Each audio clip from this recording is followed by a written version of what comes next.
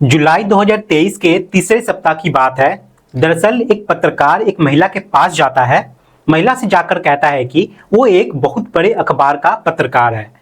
आपकी बेटी के साथ जो भी कुछ हुआ था वो उस कहानी को जानने के लिए आया है। लेकिन वो महिला कोई जवाब नहीं देती और एकदम साइलेंट हो जाती है। उसके बाद वो अपने हाथ से एक तरफ एक इशारा करती है। उस पत्रकार ने पूछा कि मैं समझ नहीं पा रहा हूं कि आखिरकार आप क्या दिखाना चाहती हो। वो कहती है कि वो एक बड़ा सा वृक्ष आपको दिखाई दे रहा है। उस वृक्ष के नीचे उसकी बेटी की लाश को दफन किया गया है। देखो 11 साल पहले जो पौधा हमने लगाया था वो वृक्ष कितना बड़ा बन चुका है। यहाँ पर जो कुदरत है वो अपना जो इंसाफ है वो कर दी, एक छोटी सी बच्ची को बड़ी कर दी। लेकिन काश पुलिस ने, सीआईडी ने, सीबीआई ने अगर अपनी ईमानदारी से जांच पड़ताल की होती तो आज हमारी बेटी को इंसाफ मिल जाता। लेकिन आज तक ऐसा नहीं हो पाया। दरअसल ये कहानी उसी इलाके की है जो इलाका अभी पूरे भारत में चर्चा का विषय बना हुआ है, जिसका नाम है धर्मस्थला, जो कि कर्नाटक में है। जहां पर एक व्यक्ति ने एसपी को पत्र लिखा और कहा कि साहब, मैंने अपने हाथों से सैकड़ों लाशों को यहां पर दफन किया है। अब जैसे ही ये खबर वायरल होती है उसके बाद बड़े बड़े ऑफिसर जो कि खूब ईमानदार होते हैं उनको जांच दी जाती है और 13 ऐसे स्थानों की खुदाई होना शुरू हो जाता है, ये देखने के लिए कि उस व्यक्ति की बात में कितनी सच्चाई है। आज की इस कहानी के माध्यम से यही जानने की, समझने की कोशिश करते हैं कि आखिरकार उस लड़की के साथ क्या हुआ था जिसका नाम सौजन्य था, जिसकी चर्चा उस वक्त में बहुत ज्यादा हुआ करती थी और आज वापस से उसकी जो चर्चा है वापस से होने लगी है। और क्यों होने लगी है, चलिए जानते हैं। नमस्कार, मैं मुकेश। आज की जो सच्ची घटना मैं आपको सुनाने जा रहा हूं, ये सच्ची घटना है कर्नाटक प्रदेश के जिला दक्षिण कन्नाड़ की। दक्षिण कन्नाड़ में एक गांव लगता है उजीरी गांव। दरअसल ये यहीं की सच्ची घटना है। 9 अक्टूबर 2012 की सुबह 7 बजे के आसपास का वाक्य था। 17 साल की एक लड़की जिसका नाम सौजन्य होता है। सौजन्य रोजमर्रा की तरह अपने घर से निकलती है और अपने कॉलेज जाने लगती है पढ़ने के लिए। उसका कॉलेज का नाम होता है एसडीएम कॉलेज, जो कि उसके घर से लगभग 3 किलोमीटर की दूरी पे था। रोज की तरह वो बस से जाती है, लेकिन उस दिन यानी कि 9 अक्टूबर 2012 को वो घर से गई जरूर थी लेकिन लौटकर वापस नहीं आती है। शाम के 6 बज जाते हैं। अब मां परेशान हो जाती है। वो अपने पति को फोन करके बताती है कि बेटी अभी तक घर नहीं आई है, मुझे बहुत ज्यादा चिंता हो रही है। अब जैसे जैसे वो गांव के लोगों के पास जा रही थी, आसपास के लोग भी यहाँ पे इकट्ठा होना शुरू हो जाते हैं। इसके बाद फिर यहाँ से ये सब सीधा बस स्टॉप पे जाते हैं। वहां उस लड़की के मामा का होटल था।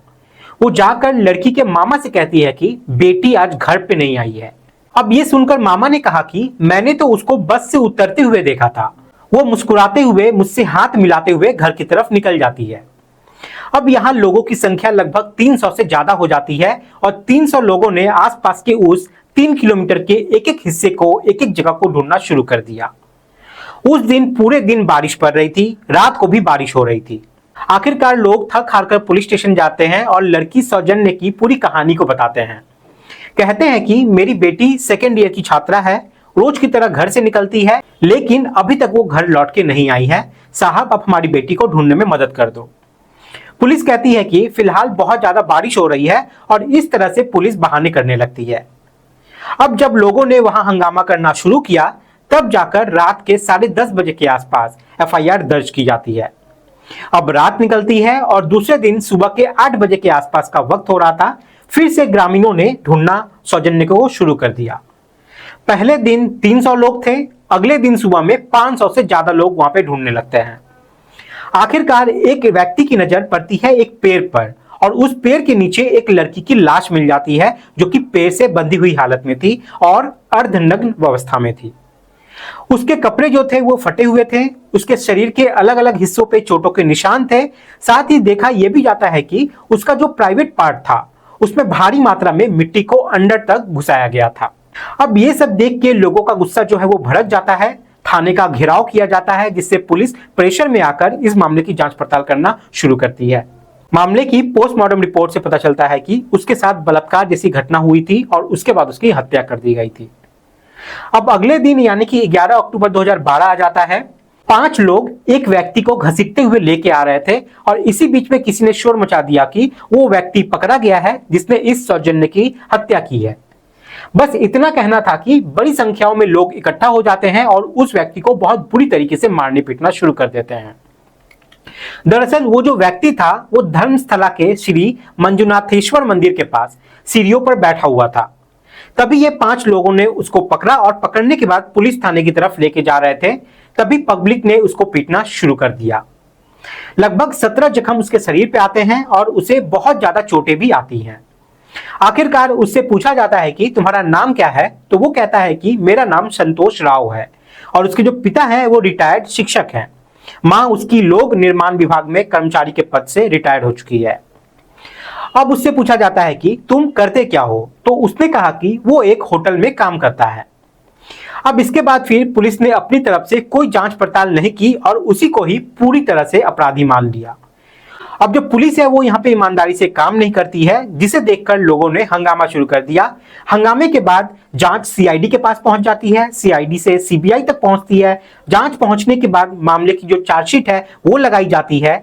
मामला अदालत पहुंचता है और अदालत में उस संतोष राव को बाइज्जत बरी कर दिया जाता है, क्योंकि ऐसा कुछ भी नहीं मिलता जिससे ये साबित हो सके कि यह घिनौना कृत्य इसी सुभाष ने किया है।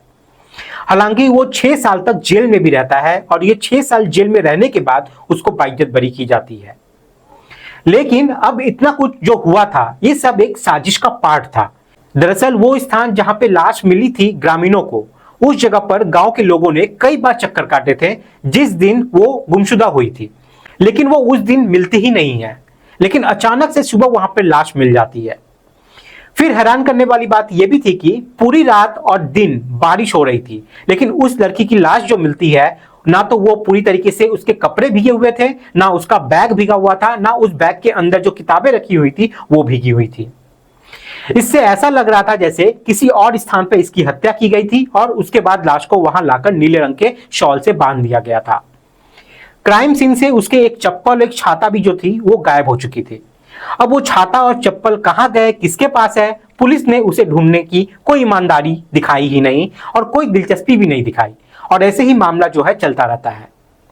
दरअसल ऐसे 400 से ज्यादा केस इस इलाके के थे जो कभी सॉल्व ही नहीं हुए हैं आज तक, और इनमें से लगभग 95 केस ऐसे हैं जो महिलाओं के और लड़कियों के साथ होने वाले अत्याचारों के केस थे, जिनके कभी कोई खुलासा आज तक नहीं हो पाया है।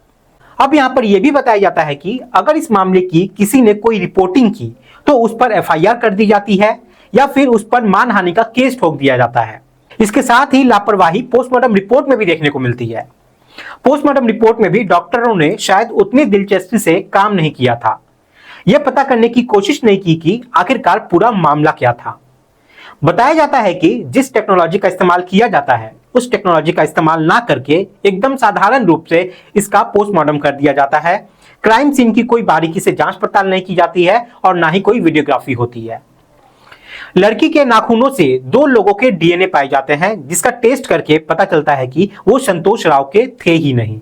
इसके साथ ही बस स्टॉप पे जहां लड़की उतरती है वहां पे सीसीटीवी कैमरा भी लगे हुए थे। रास्ता में एक हॉस्पिटल पड़ता है और हॉस्पिटल में कैमरा लगे हुए थे, लेकिन पुलिस ने उन सीसीटीवी कैमरा को सही से देखने की कोशिश तक नहीं की। ये सब बातें रिपोर्ट में आती है। साथ ही ये 2 लोग कौन थे जिसके डीएनए सैंपल उस लड़की के नाखून में पाए गए थे वो भी नहीं मिल पाते और कातिल आसानी से बचकर निकल जाता है। अब निकल जाता है या फिर निकलने दिया जाता है ये तो भगवान ही जाने। इस बात को लेकर लोगों को गुस्सा भी आता है। जब गुस्सा आता है तो लोग सड़कों पे उतरते हैं और जब सड़कों पे उतरते हैं तो सरकार पर दबाव पड़ता है। दबाव पड़ने के बाद जांच सीआईडी को दे दिया जाता है। सीआईडी ने हालांकि कोशिश की थी, लेकिन तब तक सबूतों के साथ छेड़छाड़ बहुत ज्यादा हो चुकी थी। एक जानवी नाम की लड़की थी जो सौजन्य की दोस्त भी थी। वो बताती है कि जो कर्नाटक की सरकारी बस होती है उसमें सौजन्य 3:45 के आसपास बैठी है। यहां से करीब 15 मिनट का रास्ता होता है। वापस जाके वो अपने बस स्टैंड पे उतर जाती है और अपने मामा से बातचीत करते हुए हाथ भी मिलाती है और वहां से निकल जाती है। फिर एक और लड़की थी जिसका नाम वर्षा होता है। ये बताया जाता है कि वर्षा ने 2 ऐसे लड़कों को जो बाइक पे बैठे हुए थे ये कहते हुए सुना था कि यहाँ पे कुछ नहीं हो सकता, कहीं और जगह देखते हैं।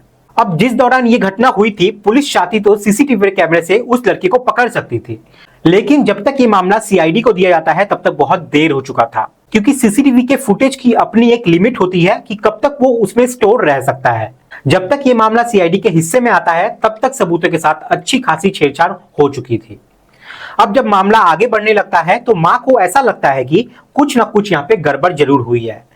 तब मां ने उन 5 लोगों के खिलाफ शिकायत दर्ज कराई जो लोग सबसे पहले संतोष को लेके गए थे। मां ने कहा कि मुझे ऐसा लगता है कि इन 5 लोगों ने ही कुछ ना कुछ गड़बड़ किया है, लेकिन ये साबित नहीं हो पाता। अब ये लोग जो थे ये कोर्ट चले जाते हैं, लेकिन जो सौजन्य के परिवार थे और जो बाकी लोग थे उन लोगों पर दबाव बनाया जाता है कि अगर इन 5 लोगों के नाम किसी ने लेने की कोशिश की तो उन सब पर एफआईआर की जाएगी और कार्रवाई भी हो सकती है। इसलिए लोग यहाँ पे उनका नाम लेने से डर जाते हैं, क्योंकि वो बड़े घर से ताल्लुक रखते थे, उन लोगों का अच्छा खासा पावर था। अब इस बात के बाद ये मामला सीबीआई जांच करती है, लेकिन कोई प्रोग्रेस नहीं मिल पाता। ये मामला उस वक्त में बहुत ज्यादा चर्चित हुआ था और अब ये मामला दोबारा से इसलिए चर्चित हो रहा है क्योंकि एक व्यक्ति जो कि धर्मस्थला में एक मंदिर में वो सफाई का कर्मचारी होता है, वो बताता है कि 1995 से लेके साल 2014 तक उसने अपने हाथों से सैकड़ों लाशों को यहाँ पे दफनाया है, जिसमें ज्यादातर महिलाएं और लड़कियों की लाशें हुआ करती थी, जिनके तन पे कोई कपड़े नहीं होते थे, जिनके साथ कोई ना कोई गंदी हरकती हुई होती थी। ये साफ साफ उनकी लाशों को देखकर पता चलता था कि उनके साथ बलात्कार किया गया था। अब ये इंसान जो एक सफाई कर्मचारी होता है, ये सब बात एक पत्र में लिखकर वहां के एक एसपी को बताता है और उसके बाद फिर मामला हाईलाइट होता है। अब जैसे ही ये मामला हाईलाइट होता है तो यहाँ पे एक एसआईटी का गठन होता है और उसमें 20 ईमानदारी ऑफिसर की एक सूची तैयार की जाती है ताकि इस मामले की जांच पड़ताल हो सके।